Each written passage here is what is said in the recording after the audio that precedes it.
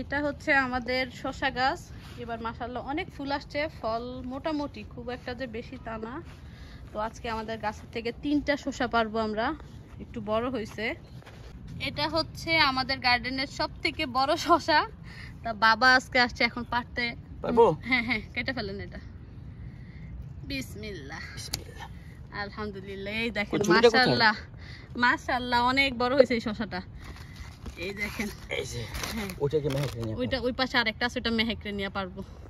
তো আমাদের এখানে হচ্ছে আমাদের আরেকটা শসা, এখানেও আরেকটা আছে, এগুলো ছোট আর একটু বড় হবে। এখন এই শসাটা পেরে ফেলবো, এটাও বড় হয়ে গেছে। এই যে মেহেক আসছে দাদা ভাইয়ের সাথে। মাগো আমি তো পড়ে গেলাম, দাদা ভাইয়ের সাথে শসা কাটবে। এই যে মেহেক আর মেহেকের দাদা ভাই এখন শসা কাটবে।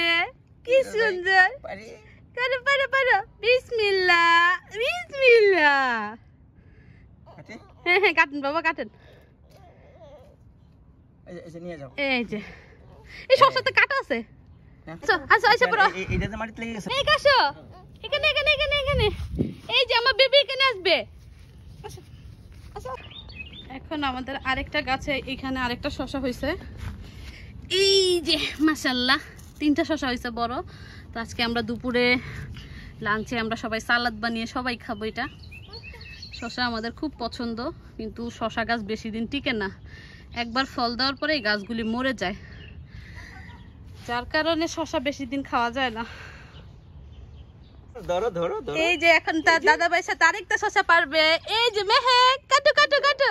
এই যে ধরছে মাশাআল্লাহ মাশাআল্লাহ। বিসমিল্লাহ বিসমিল্লাহ। এই যে মেহেক, এই যে শসা নাও শসা নাও বাবা, এটা মাটিতে একটু ইয়া করে দেন, খইসা দেন। এই যে আমাদের গাছের আলহামদুলিল্লাহ 3টা শসা। এটা একটু বড় হয়েছে বেশি, আর এই দুটো একটু মিডিয়াম সাইজের।